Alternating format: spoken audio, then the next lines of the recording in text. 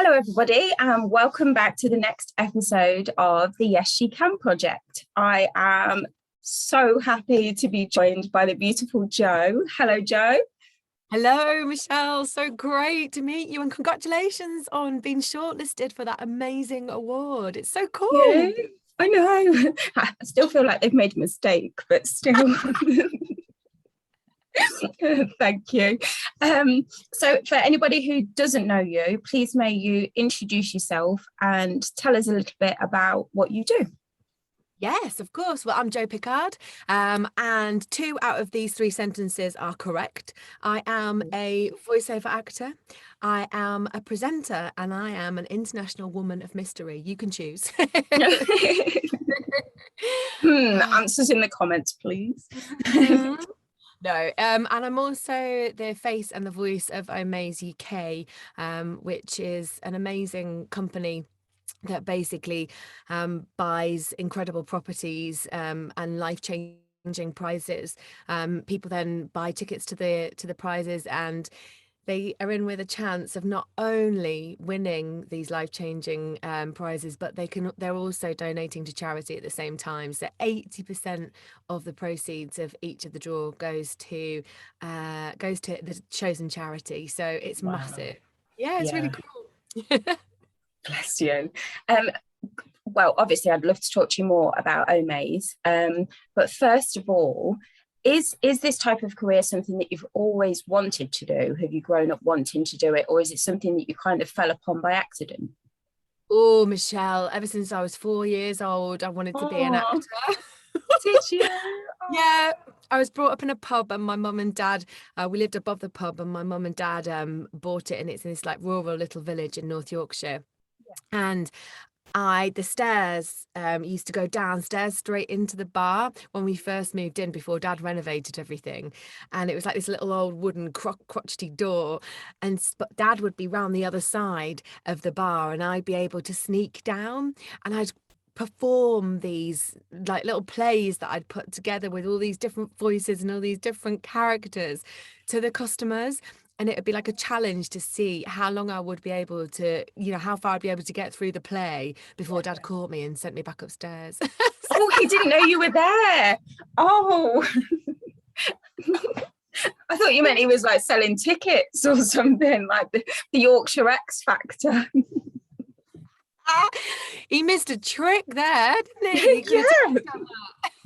At least a raffle. Yeah. Damn it. Bless you.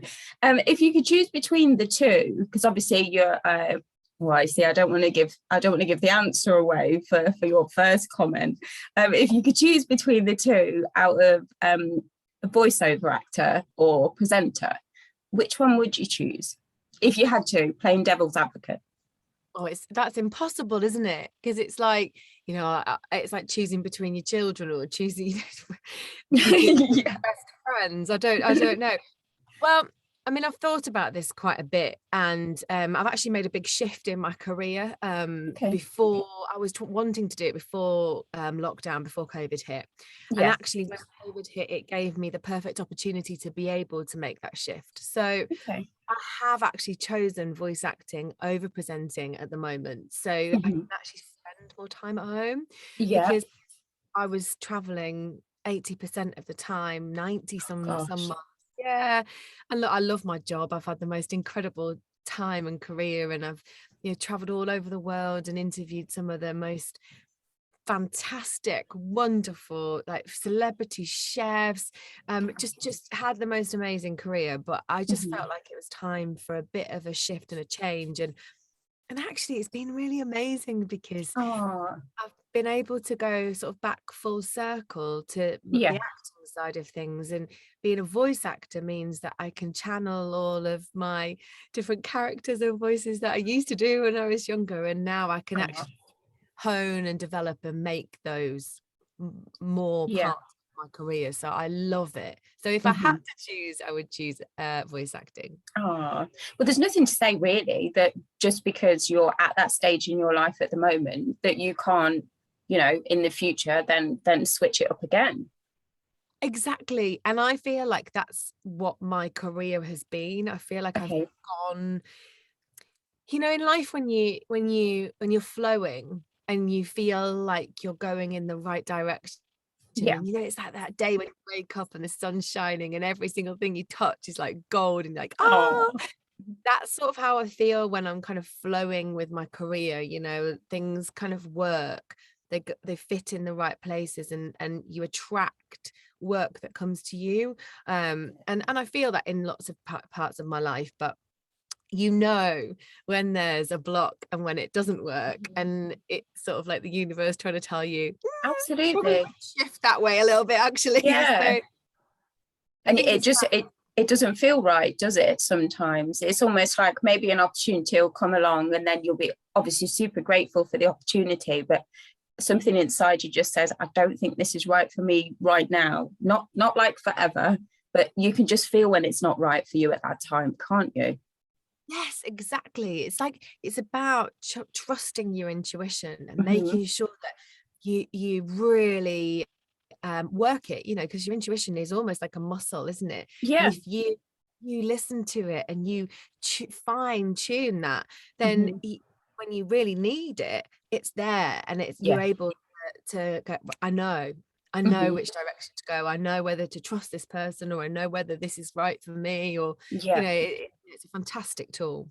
It's the same really, because I think a lot of people maybe don't develop it as far as they could do, because say for example you're in a room or in a shop or anywhere, and someone comes either in the shop or in your personal space, and you get that feeling, actually I can't trust this person, or actually this person's given me, we call it bad vibes, don't we? And you can instantly tell just as soon as someone's well, it's their aura really. As soon as their aura steps near or close to yours, it's that feeling is your instinct and is your gut feeling. So you need to take the fact that you listen to that and apply it to the rest of your life and the rest of your decisions, and it will serve you well.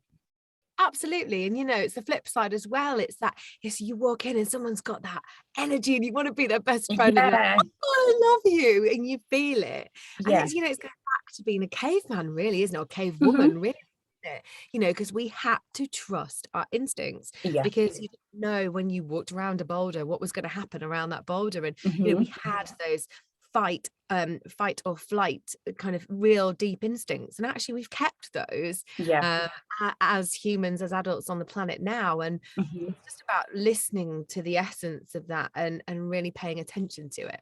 Yeah. Yeah, I think sometimes you need to strip it right back to basics, like you said, don't you? Because society and like your daily life can kind of, it can quell that a lot because there's so much else going on. And I think if you truly kind of, a lot of people talk about mindset, don't they? A lot of people do meditation and things like that.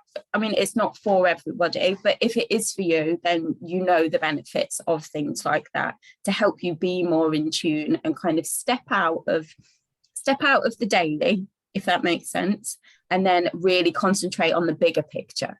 It can be Oh, really helpful. Michelle, you're speaking my language.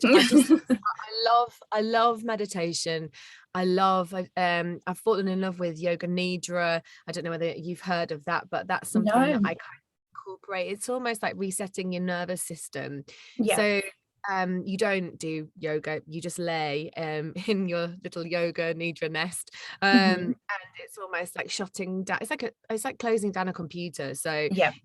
down all the programs of a computer to be able to reboot it. Yeah. So that's Hmm. kind of what yoga nidra is for your body and your mind Yeah. and being. So that, as well as meditation, and I just love being outside, and I Yeah. try not to take my phone with me unless I'll put it on flight mode, so that I Hmm. don't have my phone, but I have it in case of emergencies, you Yeah, know. of course. Yeah.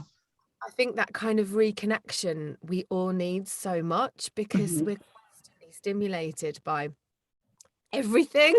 Yeah, We've got, totally.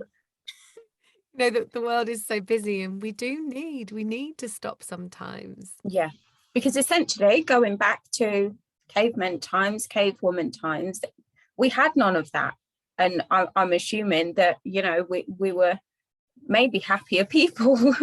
So I think you can get a lot of negativity from, I'm not saying it's all negative, but you can get a lot of negativity from being connected to the outside world all that time. It's about getting back to basics. It's about just being. Like, sometimes it sounds bizarre, some people will laugh, but sometimes if I'm having a really hard time, I will go outside, even if it's for 5 minutes, and just listen, and then really hone in on the sounds that you can hear. Really listen to the birds, for example. Honestly, it sounds bizarre, but I absolutely love listening to the birds. I like to see, I'm sounding like a loon. I like to listen. I love it. And you? Oh. And since we were locked down and there weren't as many planes in the sky, I feel that actually nature has become louder and is more present. And you're actually able, when you do go outside, you're actually able to hear more of nature and what's happening. And it's really healing, being surrounded by nature. Even if you live in a city, you know, you can go into a park and sit and hear the different noises. It's wonderful. You don't sound strange at all. Oh, good. We can be crazy together. That's okay. I'm in. Yeah. Found my best friend. Yeah, so because you have been in the industry for over 20 years, obviously, like we just touched upon then, there's been a lot of things that have developed and happened, i.e. social media is huge. How is that, from the beginning of your career up until now, how would you say that has impacted your ability to get work, either in a good or a bad way? Oh my God, it's huge. It's absolutely huge. So for instance, when I first started my career, I had to, so as a presenter, I had to get a guy that I knew to film me presenting, Right. to start my career off. Or when I got work, I'd receive that footage, and then I would get somebody to edit that as a show reel for me. And then I would have to burn CDs and actually hand deliver CDs to be able to take them to different studios, different agents, different places. Because that's the only way you got work. You had to get an agent, and you had to build your experience up. But to be able to do that, you actually had to do the groundwork on foot. Physical groundwork as well, isn't it? You could post it, but you just didn't know if they put them in the bin or not. And then at least if you handed it to the person on reception, you knew at least it was there. So that's like one stepping stone. Oh. Yeah. So I suppose from going from that, which is one extreme, then going to the extreme that we're in now. Look, I personally feel that social media has got huge benefits. And that's if and only if you can create boundaries. I feel that boundaries are so essential, and you've got to make it work in your favor. So, you know, I don't enjoy dedicating loads and loads and loads of my time to social media. I just don't. I feel like there's more to life, and I feel that if you are over connected to it, then it has a detrimental effect, of my opinion. But it can be one of the most beautiful gifts that generates work. I've got loads of jobs from, LinkedIn, definitely from, friends and people that I've worked with over the years on Facebook. And they've kind of like interacted with me and realized that I've switched careers and then given me a job because they're like, we trust her, we know she can do a great job. But I do feel like there are ginormous pitfalls as well. One of the pitfalls I mentioned is it can kind of overwhelm you, and it can kind of make you have that FOMO, Definitely. If you're feeling sad or low, or in any way needing of more, and then you go onto social media and you sort of see these fake lives that people are posting up there. edited faces and bodies and stories that are probably only 3/4 true, if that, maybe not even half, like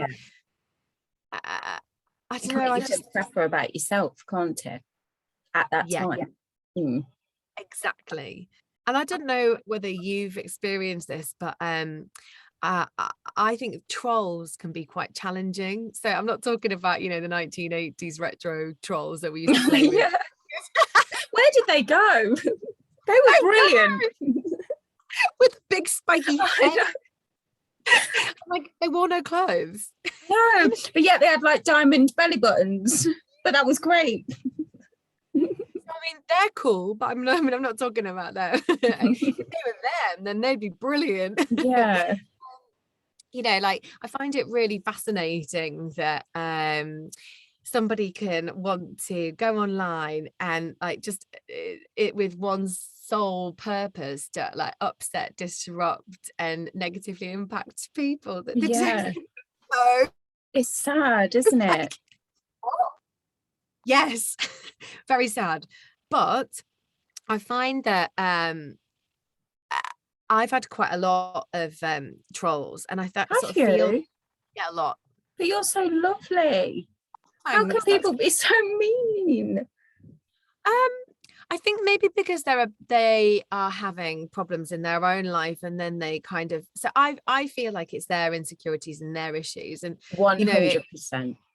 Yes. Yeah. But when it first starts, and I think that this is true with everything. So, bullying online or offline is the same. It's somebody with huge insecurities that are trying to project that onto you. Yeah. And I found it really difficult in the beginning. I really, really doubted myself, my talent, my place in this industry. And, I found it really, really hard. And it's so interesting. I was having an absolute major nightmare with my health, and I've been diagnosed with Graves' disease. I don't know whether you know what that is. No, I've not heard of that. So it's hypothyroidism. So basically, your thyroid overproduces hormones, and it makes you until you get your diagnosis and your drugs balanced, makes you into quite an interesting human being. Okay. Tell me more. Your hormones run your body, right? And they basically they fuel everything, and especially your mind and your organs. So what happens is, when you're overproducing hormones, your entire body overworks. So until you've got your drugs balanced, that causes severe anxiety, self-doubt, could go down the depression road. Luckily I didn't go down that road, but it makes you incredibly your moods really unstable. So when I first started getting trolled, I was also going through this at the same time. And I found it really difficult, until one day I just had this epiphany moment where I just remembered that I control how I feel. Yeah. And I can turn these comments into anything that I wanted. Yeah. And now I love the fact that I get negative comments, because what I do is I just laugh at them, and I use them to kind of fuel me to drive myself forward, to believe in myself more. And I've even got a little thing on my phone where I write down all the positive comments, and like if I'm having a bad day, I'll like go into my phone and have a little look and be like, oh, okay, that's fine. Oh, bless you. Is everything under control with your diagnosis now? Are you more balanced? And I am 100%. I feel like I'm actually back. Good. I've lost myself for quite a long time, and I'm back now, which is really nice. Yeah. Isn't it weird though how negative things like that always happen, mostly when you're already in a negative place? Or thinking about it from the other way, is it not the timing, or is it your mindset? So it could have been happening before, but you'd have brushed it off. But because it was happening at a time where you were low and struggling and wondering what was going on, maybe that's why it affected you more, because you strike me as such a positive person anyway. So yeah, It's an Definitely interesting one, isn't mindset. it? It's 100% mindset. Yeah. And I believe so strongly that what you think on a daily basis and what you put out there on a daily basis is what you get back, because we are energy. That is what Hmm. we are Yeah. essentially, you know, we're vibrations. And if you're putting out negative vibrations and you're thinking negative thoughts all of the time, then you are going to get those back. And Yeah. that is going to be that's going to fill your life up. Hmm. And you know, not everybody can be positive all the time. I mean, God, who can? Like, literally, No. it's not real, is it? Yeah, exactly. But if you've got the tools in place to recognize when you're maybe not quite feeling so positive, then it's easier to bounce back from, isn't it? And it's easier to say, right, come on, stop being silly. Even if you're, do you find that, I don't know if it's the same for you, but I find that sometimes the way that I wake up in the morning and the mindset that I have in the morning, if loads of things have gone wrong in such a short space of time, or not even gone wrong, to other people wouldn't think that they've gone wrong, but things to me that I've either taken personally or that I think badly about myself, then that will set the tone for the rest of the day. And it's so hard to bring that back, isn't it? Oh, it's a snowball effect. It definitely is Mm, a snowball effect. And you know, when I think how old would I have been? Maybe 25. And I read a book called You Can Heal Your Life. And it's by a woman from America called Louise Kay. And it genuinely changed everything for me, wow. because it sent me down a completely different road. It made me change the language in my head. It made Okay. me stop that snowball effect, because it gave me abilities to be able to, you know, just small processes to be able to put in. So say, for instance, 3 things have gone wrong, you know, it's you do go down that snowball. Mhm. Whereas it being um understanding that you know, you can control this. It Yeah. doesn't have to be all day. You know, if you just stop, take stock, be really, really conscious of what is happening, Yeah. take even 30 seconds and just have these mantras that you say in your head that are able to positively send you in a different direction. It just helps so much. It really Yeah. does. You see, you're using that advice from that lady's book in your trolling situation. Like you said, you turn it into a positive instead, or you laugh at them because you're in a great position with your mindset that you can instantly think, that's what I need to do, or that's what my mind needs to tell me. Yeah, and you know what's really interesting is it is not easy. So I feel like you see all of these courses on you know, social media that are saying 2 days and we'll fix your mindset. And you're like, well, actually, what it'll do is, that's great. What it'll do is it'll kickstart your mindset and maybe give you some tools.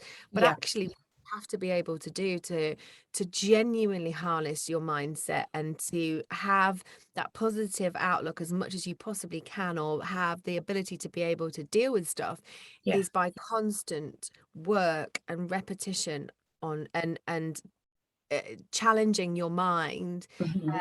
and your behavior. You know, Yes. so we all have these circular behavior patterns, don't we, Mhm. that we have, like Definitely. I bet you're nodding. Yeah. We I know all exactly what you mean. and then you get into it and you're like, damn it, no, I didn't mean to do that again. Why didn't I see this happening? I should know Yeah, better. It's me. so annoying. Why? And actually um to be able to be kind to yourself, you know, Yeah. and go, okay, like you can't be perfect all the time. You can't do things right all the time. And to realize that you know, with time and with hard work, you can stop those things. You really Yeah, can. definitely. I think there is a lot of, it's a phrase I've only just really discovered, and it's there's a lot of toxic positivity. So for example, those courses that you were saying about that promise to like fix you in 2 days, it's actually more damaging than the tools that they're offering you, because if you don't feel fixed or 100% better after those 2 days, then it just starts the negative spiral again, doesn't it? And it starts you thinking, oh God, did I not do it properly? Am I not good enough to be using these tools? Or it's really difficult. That, like you say, that there's so much greatness on social media, but I do think stuff like that can be really damaging more than it can be helpful. 100%. Yes. And I actually have never heard it called that before. I actually quite like that term, but you're completely right. Exactly what it is. Mm-hmm. I'd heard it from a lady that I did an interview with last month. She's called Holly Matthews. She's very much like straight to the point. She says it like it is. There's no, like, her whole thing is the Happy Me Project. She knows that everybody has bad days because she has bad days. She's very honest in the way that she comes across. And her whole mantra is to make people feel more happy and less crappy. And she's right. Oh, I'm going to listen to that podcast. But she's great. Yeah. But yeah, that's where I heard that from. That's great. Happy and not crappy. Yeah. Oh, happy, less crappy. Yeah, she's great. You should follow her on Instagram. She's very real. Like she'll think of an example. If she's having a crap day, she will say she's having a crap day. Although she's a coach, she's still honest with it, you know, because I think sometimes that can make things really unreachable when these people come across as, oh, I've changed my whole life. Or I'm not saying that they haven't, you know, disclaimer, not saying that they haven't. I'm not saying that they're not great at what they do. But I think when you're feeding somebody that kind of information, it makes them feel worse about themselves when it doesn't work in an instant like that for them. It's okay to not be okay. And yeah, that's really important, especially with all of the mental health side of things. And you know, we really sadly had a miscarriage at the end of last year, and I really was not okay. And I think that, and now I am really, really, really fantastic, but I really was not okay. Mm-hmm. And I really struggled because it felt like, because I always am okay, I needed to be okay. And you know, when you lie about how you're genuinely feeling, you drive it further down inside of you, and that is really dangerous. Yeah, because it will reappear no matter when. It will, or it'll make you ill, you know. And I think as hard as life can be sometimes, and it really can be hard sometimes, you know, that it's that genuine kindness to yourself where you admit that you're really not okay. And what happens when you do that is something really beautiful, is actually the people that you have always looked after, you have always been the one to be there for those people. They then come in droves to be there for you, because they realize that, you know, if you're saying that you're not okay, like you're not, that means something's really wrong, doesn't it? They're all panicking. Oh my God, what are we gonna do? She's the one that holds it all together. It's so true, isn't it? But that's another pressure though, isn't it? That I would say that's a massive pressure. Especially being a wife, being a mum, you're always the one that holds it together. You're always the one that makes sure everybody else is all right first. You kind of, in your head, when you're not okay, you almost feel guilty because you're so accustomed to being the caregiver. It feels wrong when it's reversed. It's odd. Stepping out of your role. Yeah. Or your role. Totally. And those roles are quite ingrained and what you have been all of your life. And when you step out of that role, you're like, wait a minute. This feels weird. I'll go back. I'll go back and bury it for longer. Oh dear. Did you think that you, because you noticed that you weren't all right at that time, do you think that allowed you the space to process your feelings about your loss at the time? No, my husband was the one that made me process my feelings. I think that when you have yes, in answer to your question, yes and no. So I said to him that I wasn't okay, but then couldn't face why I wasn't okay and what had happened. And actually, when, I'm incredibly lucky and I've got such a wonderful husband and he knows me better than anybody.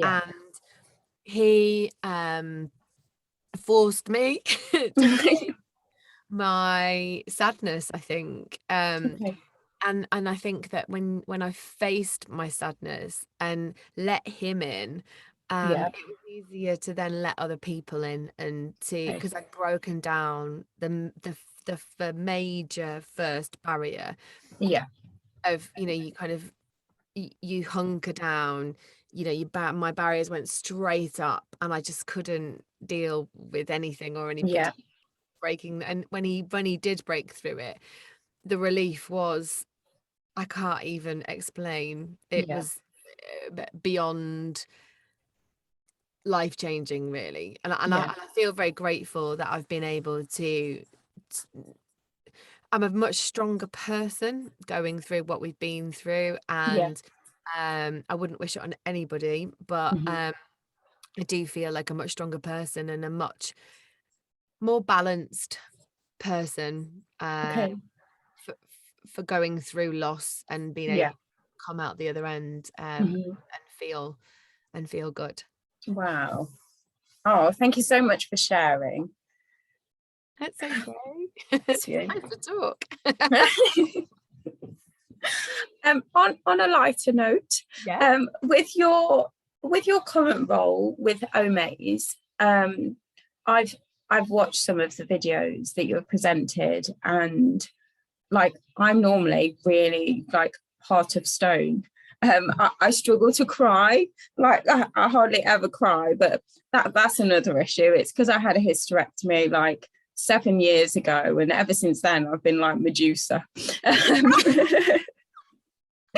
But like, I used to cry at adverts all the time. I used to cry at one ball every minute, and now I'm like, there's nothing there. But amazing, these videos, honestly, Ian in particular, the first winner, seeing how much that winning these prizes means to these people, standing there, you as a presenter, how incredible is that to be the one that delivers that news? What a job have I got, Michelle? Honestly, I have got the best job in the world. I mean, my job for Omaze is, I actually pinch myself sometimes. And I think, is this real? Like, actually my job, you know? When I first met Ian, and I did that first giveaway for the house in Manchester, and we went to go and see him near Lincoln at his house, and the boys and I had been working together, so the crew and I had been working together for a year at that point when we gave away that house. So this was the first ever house that we gave away. And I don't think any of us really knew how we were going to feel and what experience we were going to have doing that. I knew how huge this could be to this person, but you don't know when you don't meet them before. The first time I met him was when I knocked on his door, and so all I know is his name, and all I know is the night before I get told a hotel to go and stay in. I don't even know where he lives, so I literally go and knock on his door, and I felt a real huge weight, and it's a gorgeous weight. This is not this thing. It was a gorgeous weight of responsibility to get this, because what I wanted to do was I wanted for Omaze to get it right, because we'd all worked so hard to be able to build this brand new brand in the UK, to be able to make sure that all of our jobs were secure, and that this impact of this win was worth it and as huge as it could have been. Because then that was going to then lead on to the other houses and other people's lives being changed, and then other charities, you know, getting more money. So it was a weight on that, in that respect, and also as a human, and as a very I believe I'm a very connected human, and I want all I want is to have a really wonderful connection and relationship with the winners, because I am the, you know, I'm the person that tells them that their life has changed. Like, I can't imagine. You know, he when we got to Ian's house, it hit me really. It really hit me quite how much his life was going to change. And then when I met him and started to talk to him and interview him all the way through, I mean, obviously you saw the edited versions of it and stuff. He was like the most kind, generous, lovely, brilliant guy who just had such a nice, as we were saying, about aura about him. And you know, my husband lost his wife, and Ian lost his wife, and they're very similar ages, and I sort of felt like a huge correlation between, you know, my family and his family, and the changes that has been able to happen in his life, that money has given him so much freedom for his family, that it was just totally mind-blowing. We all, honestly, Michelle, we all finished, right? So we finished filming, and we all were stood there just in complete bombshell shock. It could not have gone any better, and it was just, it still makes me cry when I watch it. I watched it again earlier, and I was like, oh my god, you can just see it, can't you? You could see it in his eyes, like almost like a relief that he knew that everything was going to be okay, because he'd got that financial security. And it's not often that something like that happens, is it, in anybody's life? Because as much as we want to think that things aren't about money, they always are. You know, we've got bills to pay, we've got this to do, we've got that to do, and money can be a real, like, route to evil, but it can also be life-changing and enable, like you said, you to have so much freedom, and you could see what that meant to him. It's a security, isn't it? It is really important that money gives you, and you're right, you know, it is a strange thing, is money in our society. Is an interesting format, but we are where we are. But you know, even like, and so Marilyn, who won the house in London, and then Darren, who won the house in the Cotswolds, they had totally different stories, but actually genuinely both, as I felt, as incredible as Ian. Yes, Ian was the tearjerker. He was the huge, life-changing, you know, spearhead of the beginning of the campaign. Then Marilyn and her husband were able to give this amazing security to their two daughters, which they actually genuinely weren't able to before they won the house. And so that's like 3 lives that are completely changed. No? But also it's more than that, Jo, isn't it? Because it's the generations after them. Because a lot of the time, if you're not born into money or into security, and you can't obviously work to make yourself secure, then it can really affect every generation afterwards. I think that's why we work so hard to make sure that our kids are secure, don't we? So really, you've not only changed the lives of one generation, you've changed the lives of many. Absolutely. And also thousands of other people that are related to the charity. You know, depending on which charity it is, which house it is, because every house has got a different charity that's assigned to it, that partners with us.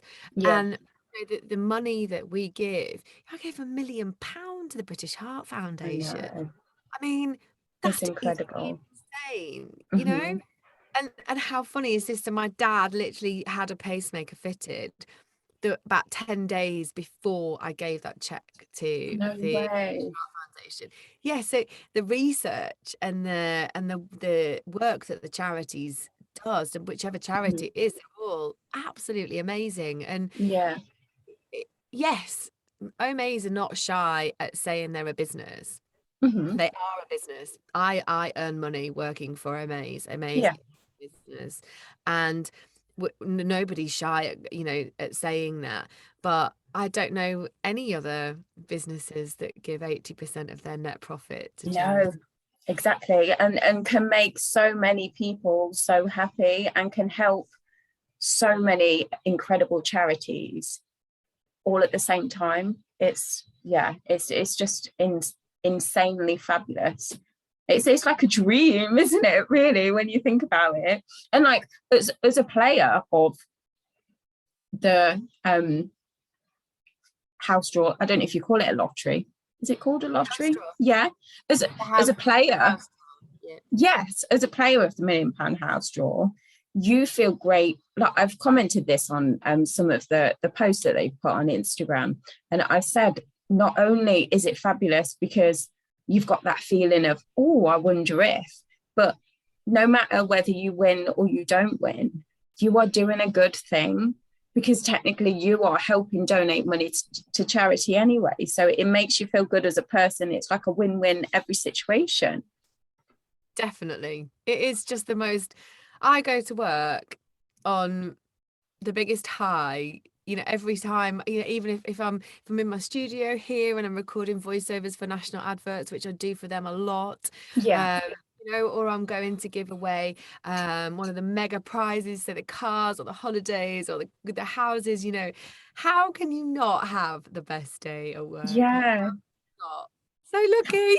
How can you not tell them? Is it like if I'd be walking up to the door, I'd be like this, I'd be jittery with being so excited, but not wanting to give it away at the same time, because you speak to the people first, don't you? And then interview them. And like on those ones in particular, I'm guessing it was because it was COVID, it was shown on the board thing where it says, Ian, your grand prize will be. I bet you sat there like this. I'd be going, I know it's the house. I know it's the house. It'd be too hard to keep in. Oh gosh. Yeah, well, and also, you're thinking we've got to depend on like the big reveal because of COVID.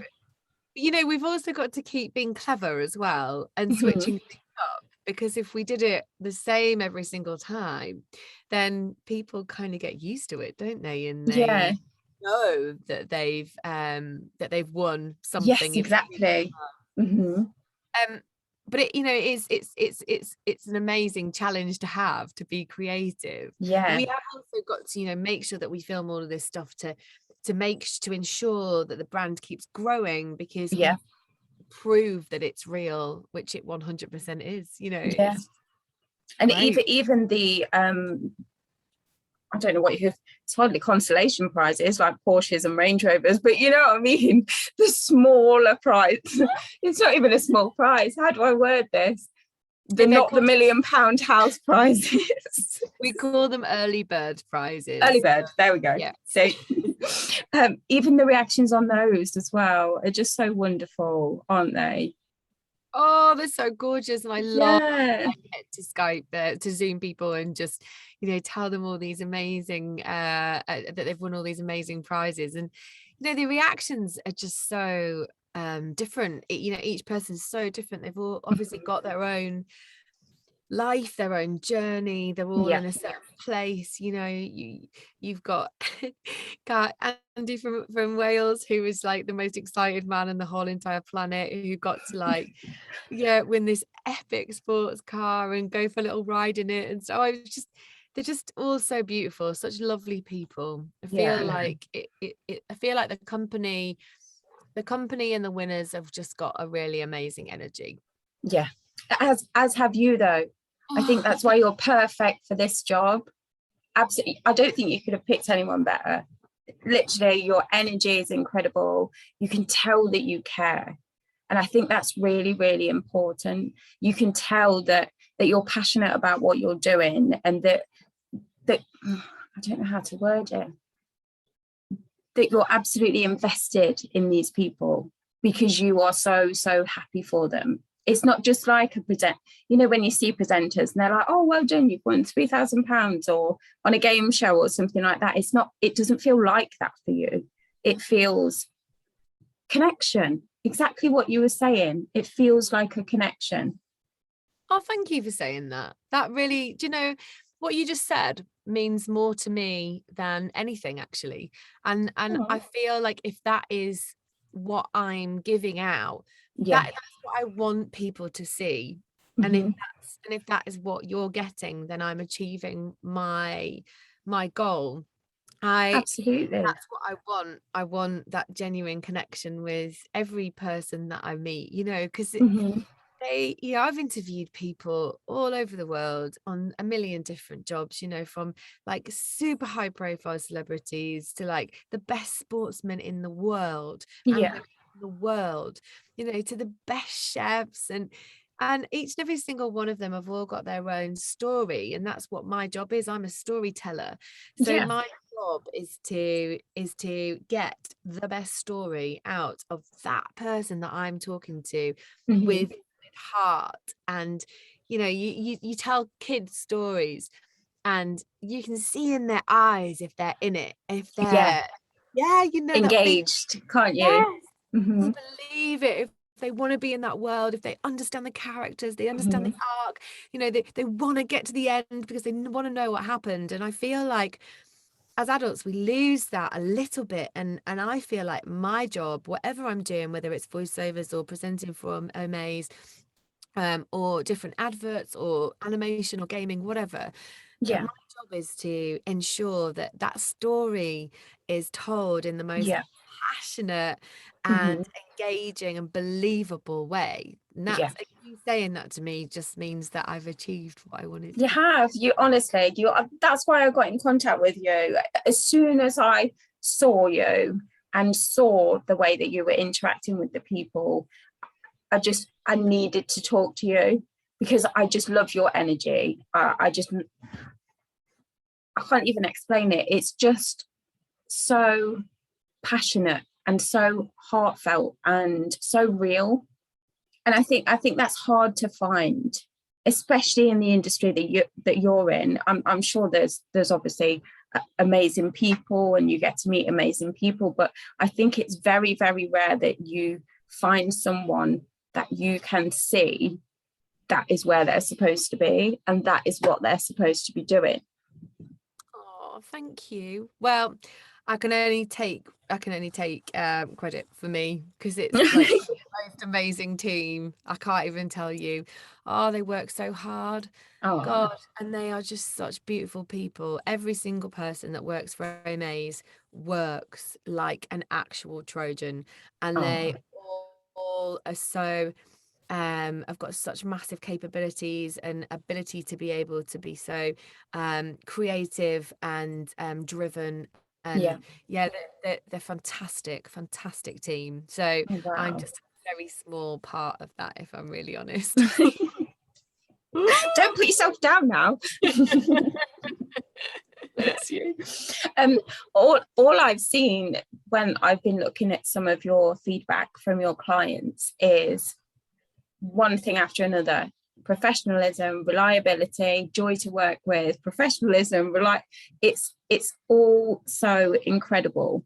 Do you think that sort of feedback and the way that you conduct yourself when you're working, do you think that has been the secret to the longevity of your career so far? 100%. It's work ethic.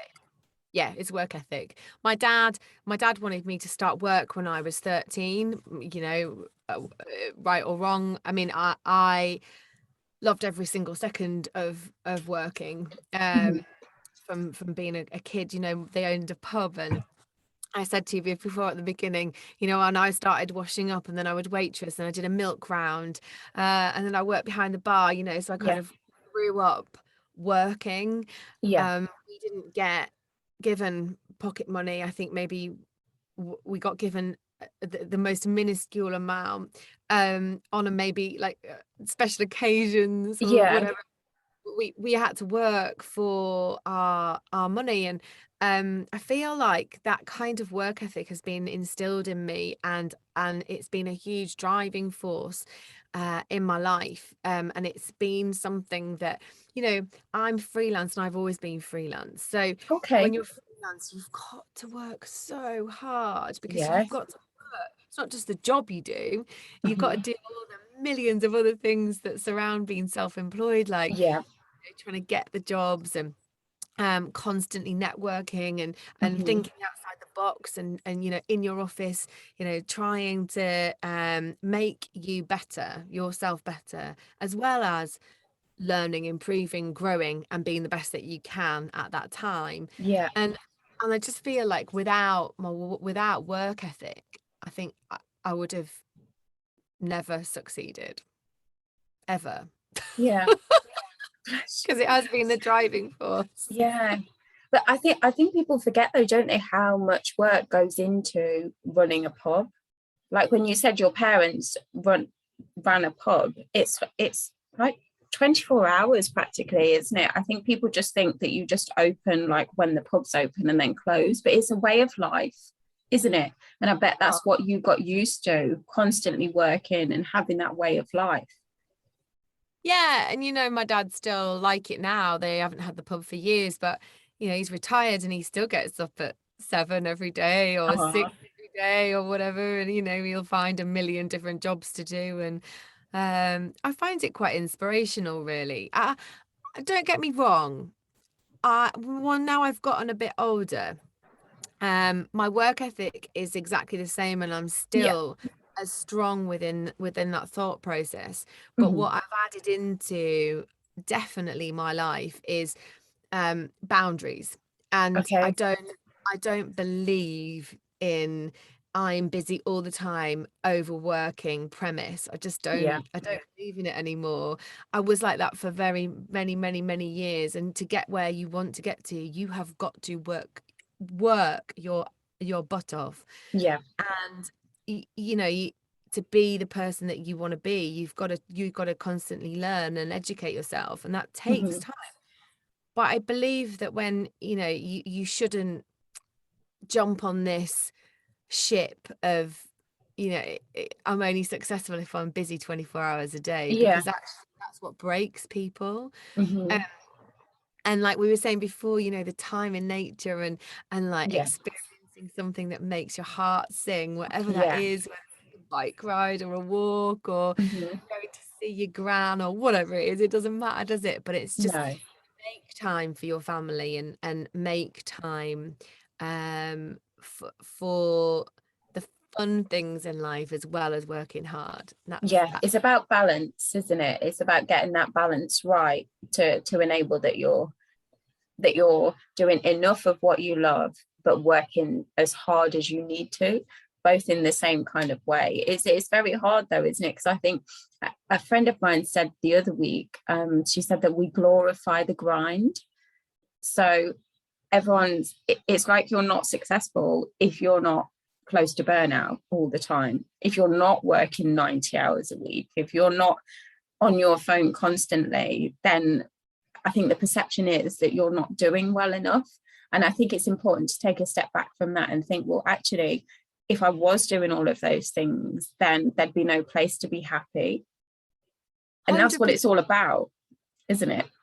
Yes, glorifying the grind. I think that that is a great term, and we do it. We absolutely do it. You've hit the Yeah. nail on the head, Michelle. And it is about, yeah, it's about realizing it. And you know, like there's really simple tricks like blocking parts of your diary out, you know, and I had to start doing that when I first realized that I was doing too much. Yeah. I just, because I'd say yes to everything. Yes, Mhm. yes, I'll do this. Yes, I'll be on your podcast. Yes, yes. And I'm glad I said yes. Oh, thank But you. you do, you glorify it. And actually, if you block certain parts of your diary out, even if you know, in your head, you know, you've pretended, you still Yeah. stop and go, no, I need that time. Yeah. I need that time to be able to just do a meditation, go for a walk, Mhm. whatever it is, or answer the emails that you haven't got a chance to answer because you've been doing too many things, you know, whatever it is. Yeah. Yeah. Or So even if that part of your diary is blocked out, by doing that and then an opportunity coming along, you're allowing yourself that choice, aren't you? So maybe you could fit it in if it was something you really wanted to do, or if it's something that, like we were talking about earlier, that feels right, then you know you've got that space, rather than having to juggle something else around and miss out on something else. Then you're allowing yourself that choice and that particular space that's just for you, that you can slot it into if you need to. absolutely. And it's about having those keystone goals in your life, you know, those 3 or 4 keystone goals that you are absolutely driving towards, whether it is in your personal life, in your work life, you know, what in your development, whatever it is that you're driving towards, but being really specific about them. And then when Right. those opportunities come in, then you're able to go, wait on a minute. I tell you what, I'll call you back. I do this. Yeah. Just bear with me. I'm just going to call you back. Look at my keystone goals. I look at my diary and I kind of go, okay, well, no, it doesn't fit into any of my keystone goals, so I'm not going to do it. Yeah. So you take away the stuff that doesn't serve you, Yeah. unless you get this feeling that you really should be doing it, and it is a really good feeling, then yeah, go for it. Yeah. But to be able to drive towards something, you know, I've got big career goals. I always have done, and I think to be able to do that, you've got to sort of say no to things and find the power in no, and Yeah. say yes to what really works. I think that's brave though as well, isn't it? That's really brave to kind of not say yes to everything, especially if you see it as an opportunity, because then you don't want to be, or should I have done that, or what would have happened if I did do that. But if you are in the place that you are in, that is confident in your mindset, confident in your inner self, trust your instincts, then you know what you can say no to. Yes, absolutely. But your monkey brain takes over sometimes. And it's really naughty. So you need to be able to say, I'll just call you back. Just give me a second. Let me just kick that monkey. Shut up. Have you got any you know that program It'll Be All Right on the Night? Have you got any of those kind of mishap stories that you would like to share? You can say no. Have you? I've got so many. I'll just have a sip of water, prepare myself. Do it. Okay. Right, I know which one I'm going to say. So I was so lucky. One of my first ever presenting jobs was actually at London 2012. Was it? Yeah. So the Olympic and Paralympic Games. I got the job. I don't know whether you went to the Olympic Games, but no. So in the Olympic stadium, in the Olympic Village, sorry, where the stadium was, they created the largest live site in the world, basically. So it was taken from Henman Hill at the tennis. Wimbledon. So the premise was taken from there, I believe. So a lot of people gathering to be able to see huge sporting events that they couldn't get tickets for and they couldn't see. As a community thing. So obviously the people that could see this stage had tickets to the park, but they didn't have tickets to all of these different sporting events. So they purpose built this humongous, amazing stage right in the middle of the river, and you go out onto this over this bridge, and you go onto this huge stage with these massive, I mean they're huge screens either side. And what they were thinking was, they were like, it's going to be a couple of hundred people at a time would come down. This is honestly what they thought. And maybe we would get maybe one interview a week, it wouldn't be that big, and they didn't know how it was going to go because everybody was like in full Olympic mode. People don't commit to anything until they finish their sport. So this is what we were set up. BA sponsored it, and the crew were amazing. The team were fantastic.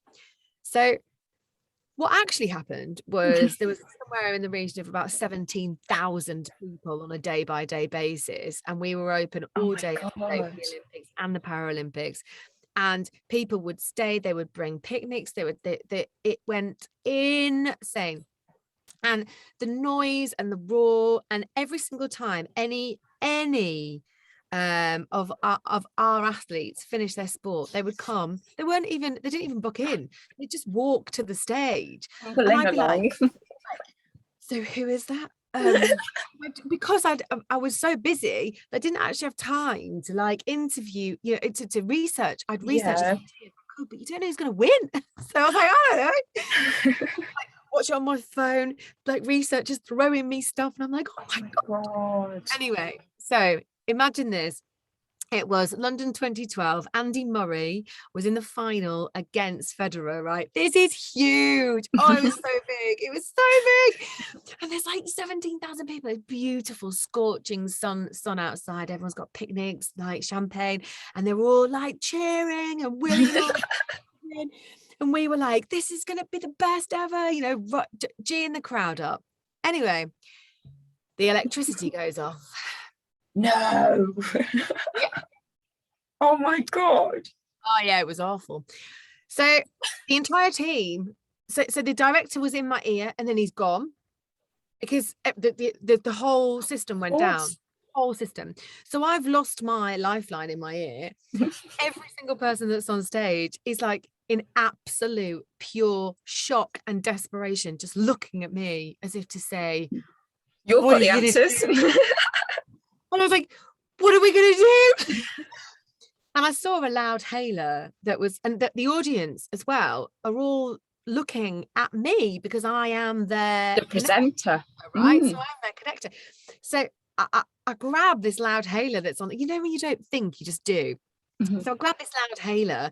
Can I just ask, what's a loud hailer? Oh, it's something that you shout into and then it projects your voice. Oh, like a megaphone? A megaphone, yeah. Okay. I thought I was really stupid. No, it's probably called a megaphone. I think I don't know why.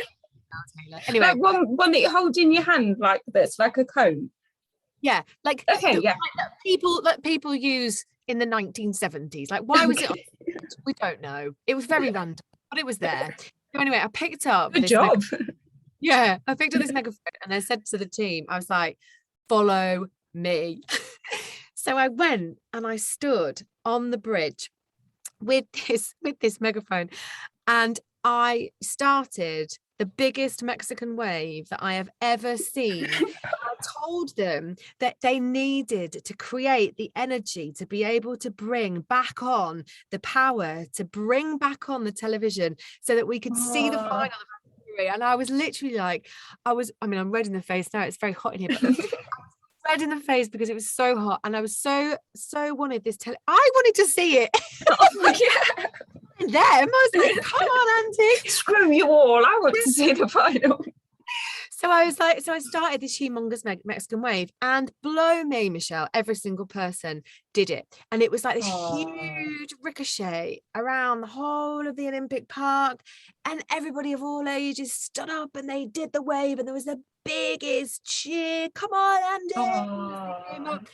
And just as it finished, literally, it got right back round to where I was, and I was thinking, oh my God, what am I gonna do now? I don't know. Oh, please work. Television came back on, and there was the most God Almighty cheer. And everybody in the team was just like, God for that. Where's the gin? Yeah. I said, please, can we get a generator? Don't let it ever happen again. What made you think of that, though? How did you think of that so quickly? Because I have been trained all my life to basically just improvise. So think on your feet. Mm-hmm. Yeah, I do a lot of live presenting, and you don't know what you're going to get, and you have to be able to improvise and go with it. And as an actor, I specialized in improvisation, and I really love like being thrown in the deep end and given these challenges. And I just feel like, I think if you've done it for so long, and so you've entertained for so long in your life, I think it's sort of a natural thing to be able to kind of draw on that. But I think I'd have just cried. I'd have been like, sorry, I'm going home.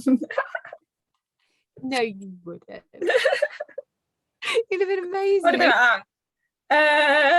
like, I don't know. I wanted to. Oh dear. Well, it sounds like you saved the day. And no one probably really noticed, because it was probably fun doing a Mexican wave. Yeah. And they still got to watch the end of it anyway. So it's like, you saved the day. Oh, win-win, right? Dear me.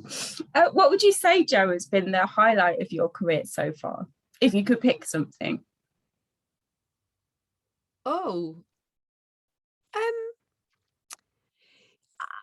Honestly, I think that I've been asked this question before, and the way that I've answered it before is very different to how I'm going to answer it now. How I answered it before was, I said that no, I don't know whether I can choose. So basically how I answered it before was at the Olympic Park, my parents came from Yorkshire, and my brother, and they walked. I knew they were in the park, and they'd never been to see me do anything. They'd never seen me. Really? Yeah, no, never.